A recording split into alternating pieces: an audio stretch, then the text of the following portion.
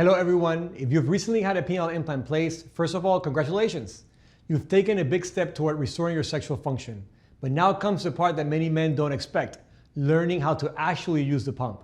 In this video, I'm going to show you exactly how to inflate and deflate the Rigicon Infla10 Pulse pump and give you practical tips to help you master it quickly. First, let's take a look at the actual implant.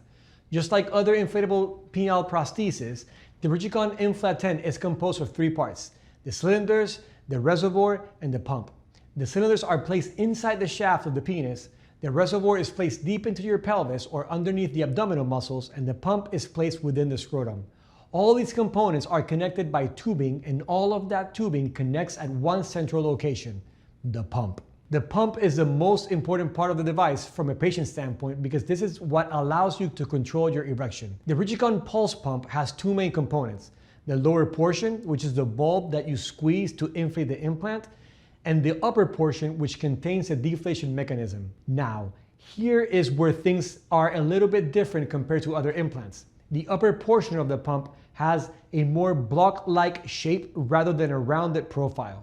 And instead of having a central deflate button, the deflation mechanism is actually located along the sides of this housing.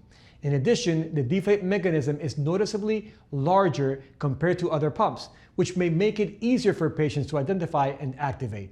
So before we talk about inflation and deflation, let's start with the most important step: identifying and stabilizing your pump. The bulb is usually the easiest part to identify. It feels like a small, soft ball that is separate from your testicles. Once you find that bulb, you can trace upward and feel the firmer block-like portion of the pump. That structure will help you orient yourself and understand where the deflate mechanism is located along the sides. Another way to locate the pump is by feeling for the tubing coming from the cylinders and tracing it down into the scrotum. Or you can feel for the edges of the firm housing and follow it down until you reach the bulb. When trying to identify it, we need to remember that you are not going to hurt the pump by trying to feel for it. Given that this is all by feel, just like a blind man searching for something, you need to really touch in there and sometimes even start massaging the areas there in order to figure out the different parts. Now that you can identify, the next step is stabilization. This is critical. If the pump is moving around while you're trying to use it, you're going to struggle and you may end up pinching your skin or your testicle. I typically recommend using your dominant hand to control the pump. Try to understand the orientation first.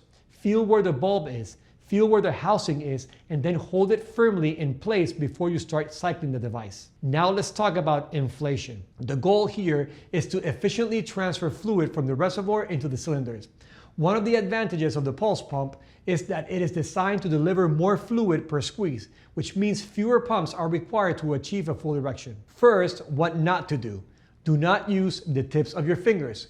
If you do that, the pump will slide and you will likely pinch your skin or your testicle. Moreover, we do not have much strength in the tip of our fingers. Instead, we need to use our forearm muscles to inflate the device to the max. I recommend to either use the pulp of your fingers or the bone at the joint of your thumb. The way I prefer to do this is I stabilize the pump within my index and middle fingers and then use my thumb to compress the bulb while my fingers support it from behind. You can use your index and middle fingers for stabilization, or even add a third finger for more strength. Some patients prefer using the side of their index finger to stabilize the pump while the thumb does the squeezing. You continue squeezing in a steady rhythm, using your forearm strength rather than your fingers. And once you feel like you're fully inflated, do not hesitate to add a second hand to help support the hand that is squeezing and provide additional strength. You can maximize rigidity and remember that the device is designed to handle that pressure. Another technique that some guys use with inflation is using the prominence of the thumb while securing the pump with their fingers. Now, let's move on to deflation. This is where the Rigicon pump is different and where you need to be very intentional.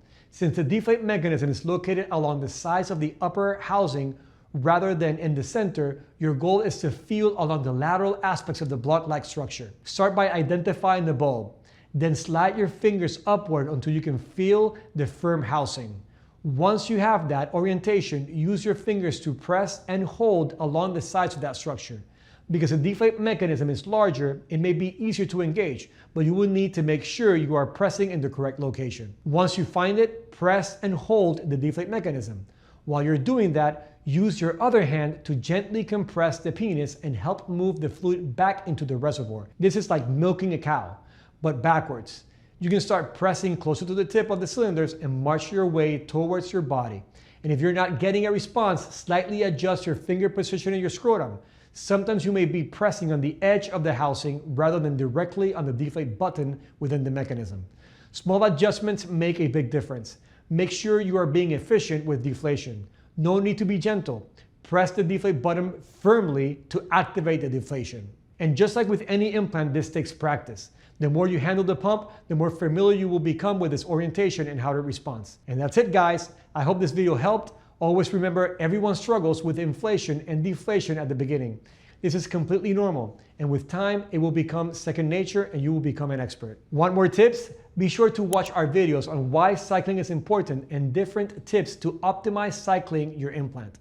These recommendations also apply to men who have the Rigicon Infla10 device.